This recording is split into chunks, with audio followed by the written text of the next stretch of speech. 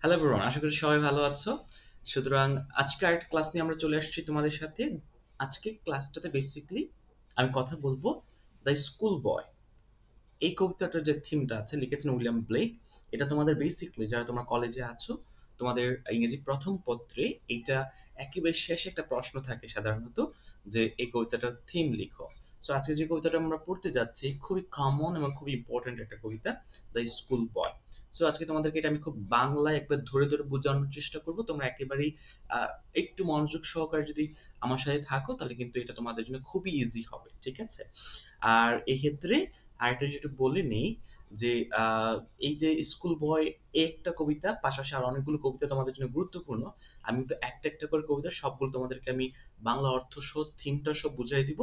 সেক্ষেত্রে তোমরা যারা এই চ্যানেলটাতে নতুন বা এখনো সাবস্ক্রাইব করো না, তোমরা একটু সাবস্ক্রাইব করে রাখো, যাতে তোমরা যাতে আমি যে ভিডিওগুলো তোমাদেরকে দিব এগুলো যাতে তোমরা খুব ইজিলি পেয়ে যাও।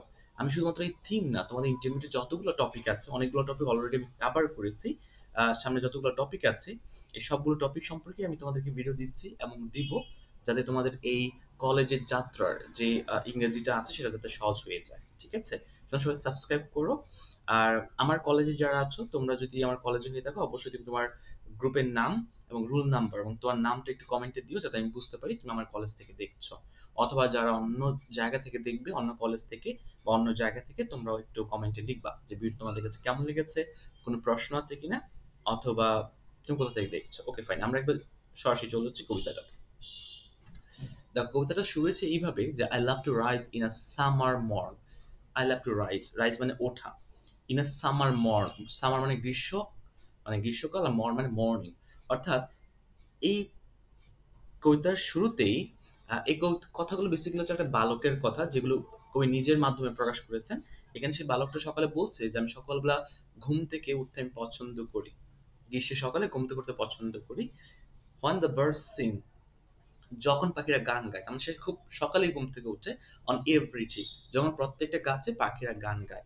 তারপর বলা হচ্ছে কি, দ্য ডিস্ট্যান্ট হান্টসম্যান, ডিস্টেন্স মানে দূরবর্তী, হান্টসম্যান দ্য শিকারী, ওয়াইন্ডস হিজ হর্ন, হর্ন মানে তার সিংহা যখন বাজায় অর্থাৎ বাঁশি যখন বাজায়, সো শিকারীরা যখন বাঁশি বাজায় বা সাউন্ড করে ওই সময়টা, সকালের সময়টার কথা বলা হচ্ছে।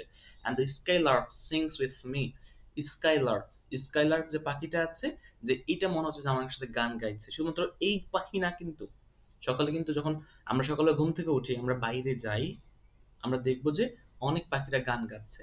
সো সে মনে করছে ওই স্কাইলার্কও তার সাথে গান গাচ্ছে। ও হোয়াট সুইট কোম্পানি, কি সুন্দর একটা সঙ্গ। তার মানে মনে হচ্ছে সবকিছু তাকে খুব সাপোর্ট করছে, তার আশেপাশেই আছে, সে নিজেকে খুব ভালো ফিল করছে। কিন্তু পরের জায়গাটা একটু পরিবর্তন হয়ে গেছে। But to go to school in a summer morn, কিন্তু গ্রীষ্মের একটা সকালে কোথায় যাওয়া, স্কুলে যাওয়া।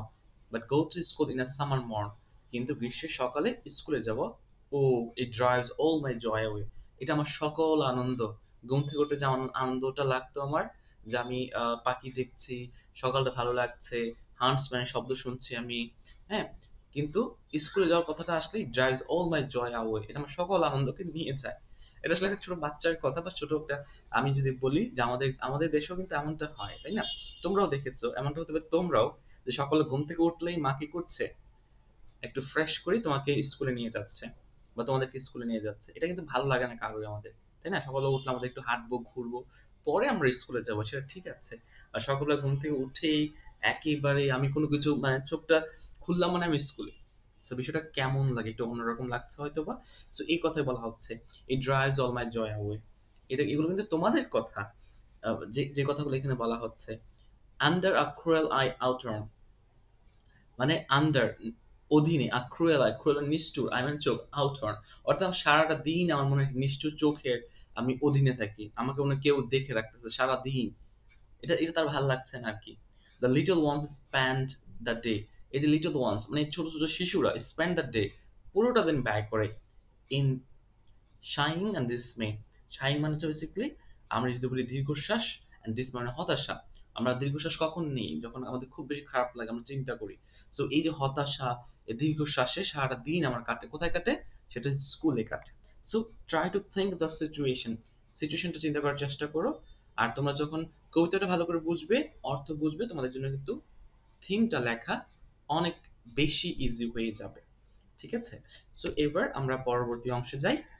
এবার আসো, ওহ, আমি যদি পরবর্তী অংশ নাও পড়ি, তুমি কিন্তু এখন মূল থিমটা হয়তো বা ধরে ফেলতে পেরেছো, যে বাচ্চারা আসলে স্কুল সবসময় পছন্দ করে না।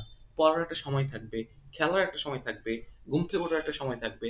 সো এইটা বাচ্চাদের বা আমাদের ভালো লাগে, তাই না? এই জিনিসটা ফোকাস করা হয়েছে। পরে দেখো, oh then at times I drooping sit, then at times, তারপরে এমন একটা সময় থাকে যে আই ড্রপিং সিট, আমি খুব খুব টায়ার্ড হয়ে ক্লান্ত হয়ে বসে থাকি, and spend many an anxious hour.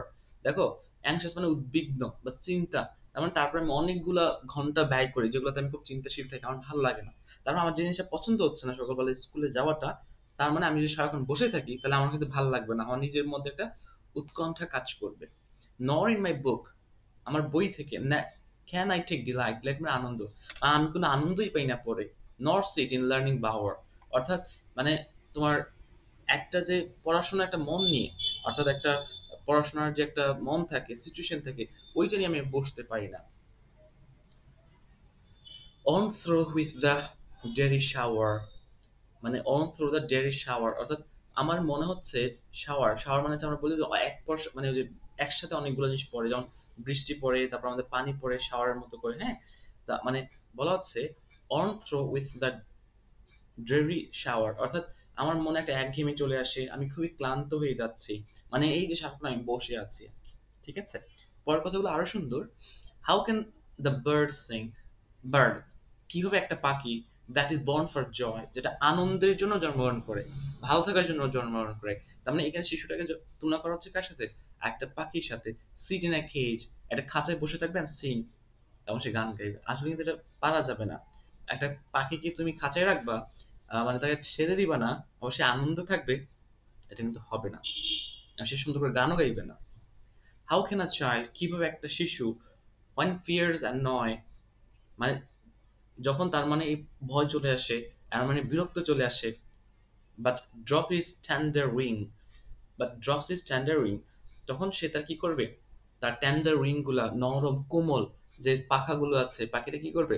সেগুলো আর মানে নামায় ফেলবে, উড়ার চেষ্টা করবে না, কারণ খাঁচায় থাকলে তো উড়বে না। And forget his youthful spring, এবং তার যে শৈশব কালটা যেটা আছে, ইউথফুল যৌবনের যে সময়টা আছে, সেটা সে ভুলে যাবে, কারণ পাখিটাকে যদি খাঁচায় বন্দি করে রাখা হয়, একটা পর্যায়ে তার মাঝে এই ধারণাটা চলে আসবে, সে আর যেতে পারবে না, সে এখানে বন্দি। তার মানে একইভাবে বাচ্চাদের ক্ষেত্রে সেম জিনিসটাই ঘটে, তারা মনে করবে তাদের জীবনটা মনে এইভাবেই যাবে, এইভাবে সে বিষণ্ণ হয়ে থাকে, মন খারাপ হয়ে থাকে। সো এই যে কথাগুলো বলা হচ্ছে, এই কথাগুলো দ্বারা কি বোঝানো হচ্ছে? বেসিক্যালি বাচ্চারা খেলতে চায়, ফ্রি থাকতে চায়, তাই না? এবং সেইটা হয়তো আমরা বাবা মারা, আমরা টিচাররা অনেক সময় অনেক বেশি প্রেশার ক্রিয়েট করি, যেটা কখনোই আসলেই উচিত না।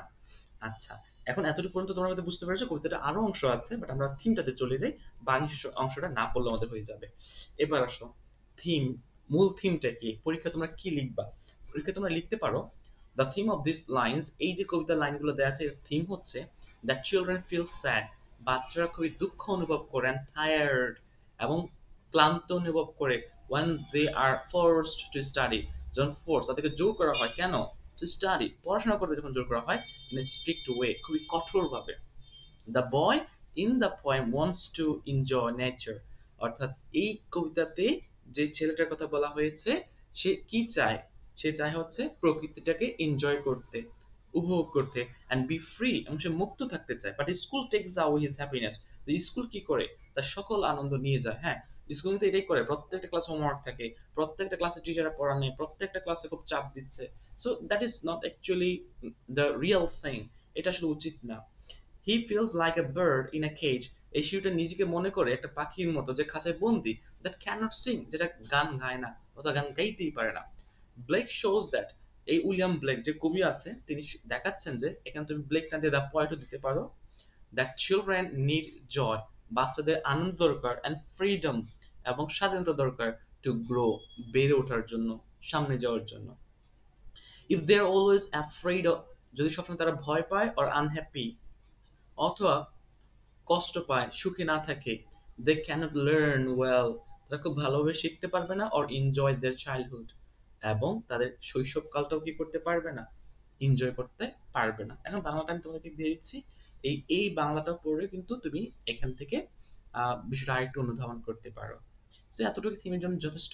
ভিডিওটা কেমন লেগেছে আমাকে জানিও। আর আবার বলছি, তুমি যদি চ্যানেলটা সাবস্ক্রাইব করে না রাখো, তোমার কাছে কিন্তু ভিডিওগুলো যাবে না, আমি পরবর্তীতে যে ভিডিওগুলো দিব। সো এইভাবে পড়লে কিন্তু তোমার পড়াটা সহজ। তুমি কিন্তু এখন এটা যদি প্রশ্নও আসে, মানে অ্যান্সারিং কোয়েশ্চেন্সও যদি আসতো, তখন তুমি পারতা, বিকজ তুমি এখন কবিতাটা খুব ভালো জানো। সুতরাং আবার বলছি, ভিডিওটা লাইক করো যদি পছন্দ হয়, ভালো লাগে, আর তোমার ফ্রেন্ডদের সাথে শেয়ার করে দিও। আর যারা যা দেখছো, অবশ্যই একটু কমেন্টে তোমাদের নাম, কোথা থেকে দেখছো, অবশ্যই জানাবা। So that's all for today my dear lovely students. আজকে আমরা এই পর্যন্ত থাকছি। তোমাদেরকে অনেক অনেক বেশি ধন্যবাদ। Stay good and safe, and আল্লাহ হাফেজ।